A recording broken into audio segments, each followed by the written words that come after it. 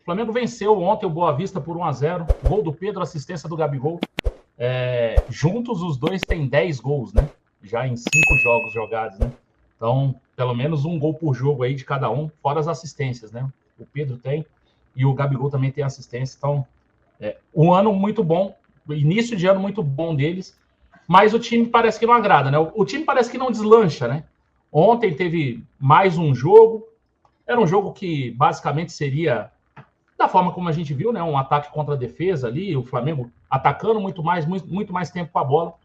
E o gol demorou demais a sair, né? Eu acho que isso também mexe ali com alguma questão psicológica ali, e aí, né, vai bola na trave, o Pedro tenta de calcanhar de novo e tal, e essa bola não entra, né? Mas no final acabou entrando. Queria saber suas primeiras impressões sobre o jogo, o que você achou?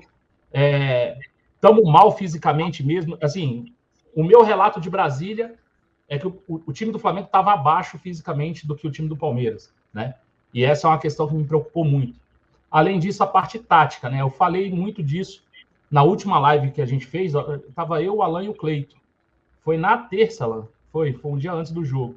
Né? Eu detectei um problema de recomposição, né? A gente não consegue defender com 2 linhas de 4, né? E eu queria saber de você, aconteceu isso ontem? Não dá para ver muito, né? Porque o Boa Vista também não atacou tanto. Mas queria saber suas primeiras impressões aí do jogo. Então, vamos lá. As minhas impressões, elas se alinham um pouco com o que o Vitor Pereira falou na coletiva.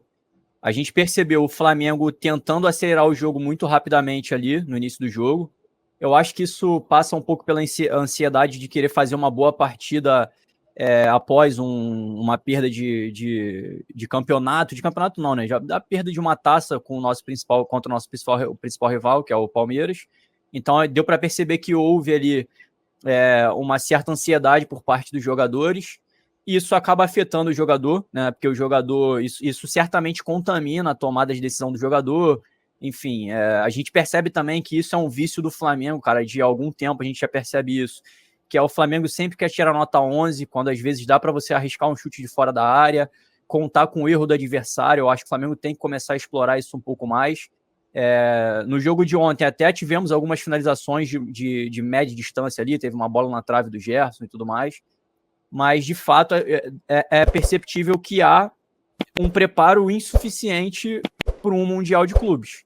É um preparo que condiz com o início de temporada e com o campeonato estadual, e que seria suficiente para a gente liderar o campeonato, como está acontecendo, a gente é o líder do campeonato, mas a nossa expectativa não é o Carioca, a nossa expectativa é o Mundial, então isso acaba calibrando a nossa exigência um pouco acima, e eu tenho certeza que isso entra um pouco na preparação emocional do jogador. O jogador tenta se preparar emocionalmente para fazer bons jogos ali e tal, só que o corpo ainda não vai corresponder, especialmente quando a gente tem uma troca de treinador, onde o padrão de jogo que o treinador domina, o modelo de jogo que ele domina, que ele se sente mais confortável de implementar, e muito provavelmente ele também conseguiria corrigir pequenas distorções, é um padrão de jogo que exige uma aptidão física grande, né, do time. O time até ficou mais jovem agora, né, com algumas saídas que teve do ano passado para esse, então a nossa média de idade caiu, mas a gente ainda não tem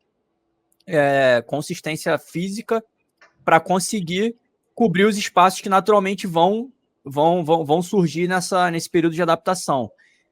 Dá para enxergar muita mexida tática do Vitor Pereira no jogo do Flamengo hoje? Não, ainda não tem. Eu não consigo ver muita mexida tática. A gente consegue ver pequenas assinaturas ali, como, por exemplo, buscar uma bola longa na diagonal. Geralmente é um passe que sai de um zagueiro que consegue quebrar a primeira linha. Ele tenta fazer uma virada para o lado oposto ali para o ponta ou para o lateral, quando o lateral joga espetado.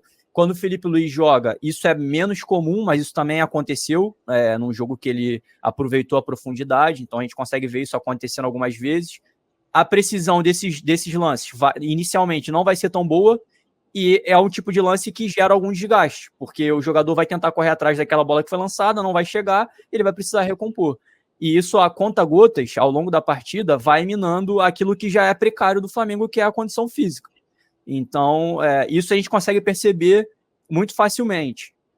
individualmente, quando a gente tenta fazer um sobrevoo ali sobre a partida de cada jogador, a gente consegue ver um declínio técnico absurdo do Arrascaeta e do Everton Ribeiro.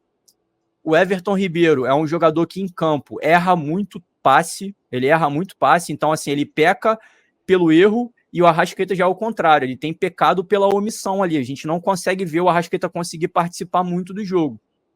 E eu imagino que isso seja alguma consequência da condição física, até porque ele veio de um período de repouso olha mais... o zap aí, Marcão, olha o zap aí que eu tô te mandando mensagem, olha o zap aí, Marcão, no grupo.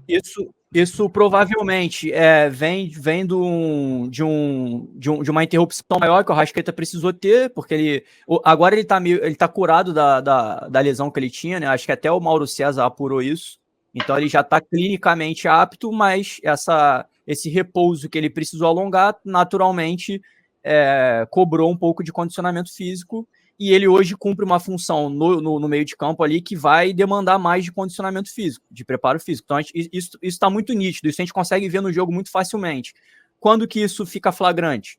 Quando o Flamengo não tem a posse de bola. E nesse jogo de ontem, o Flamengo não teve uma posse de bola esmagadora. O Flamengo teve uma posse de bola de, se eu não me engano, sei lá, 55%, 60%. Não foi uma posse de bola grosseiramente maior a ponto de preservar fisicamente os jogadores. Então, quando dá 40 minutos do primeiro tempo, a gente já começa a ver algum desgaste. Mesmo tendo aquele intervalo lá de hidratação, que ninguém se hidrata, mas a gente consegue ver isso acontecendo. O único ponto positivo, assim, no jogo do Flamengo é ver o amadurecimento do Gabigol, cara. O Gabriel tem feito funções que ele não tinha essa responsabilidade, isso não era uma cobrança dele, mas agora ele tem essa cobrança e ele tem feito isso muito bem e ele se adaptou muito rapidamente. Então, se a gente tem alguma esperança do Flamengo ser bem sucedido no Mundial, eu acho que isso vai passar muito pelo Gabigol, que é um cara que faz gol em final. Se eu não me engano, acho que ele bateu todos os recordes dos jogadores do Flamengo em fazer de marcar gols em finais. Eu acho que ele superou todo mundo. A nível mundo, ele também está bem perto lá do top 5 do mundo em fazer gols em finais. É um jogador que tá aprimorando a capacidade criativa e a precisão dos passes longos, são passes complexos. Ele, no jogo de ontem, fez isso algumas vezes, inclusive, o jogador que ia receber a bola dele não conseguiu perceber essa percepção que ele teve, não conseguiu sincronizar com a visão que ele teve de jogo, e aí a gente acaba perdendo a posse, porque ele estica uma bola inteligentíssima e o jogador não consegue comprar essa ideia, não consegue perceber isso. Então, assim, cara, o Gabriel Barbosa, o Gabigol, tem me surpreendido positivamente. E aí, a tua introdução foi falando sobre a dupla de ataque, Pedro e Gabigol. Eu até peguei esses números hoje e eu vou falar aqui a minutagem de cada um. A minutagem está muito parecida. A do Gabigol está 405 minutos. Naturalmente, ele é o cara que mais vai jogar pelo Flamengo. Ele é a principal estrela hoje e eu acho que vai continuar sendo por muito tempo pelo seu protagonismo e por ele decidir sempre. E o Pedro tem 9 minutos a menos só, 396. O Pedro tem 5 gols, 2 assistências, e o Gabriel 5 gols e 1 assistência, somando Supercopa e Campeonato Carioca. Então, assim, se o Vitor Pereira perceber que vai ter que fazer alguma mexida tática no time, sacando algum dos jogadores do quarteto, eu imagino que o cara que vai ser penalizado vai acabar sendo o Everton Ribeiro, por ele ser mais velho do que todo mundo, então a tendência é que ele suporte menos a sequência de jogos. Historicamente, a gente sabe que quem sente antes dele é o Arrascaeta, mas o Arrascaeta é um cara que tem uma proteção da torcida ali, é um cara ultra genial, e aí eu acho que esse cara vai acabar sendo o Everton Ribeiro, que seria sacado do time, justamente porque agora o Gabigol se mostra cada vez mais meia.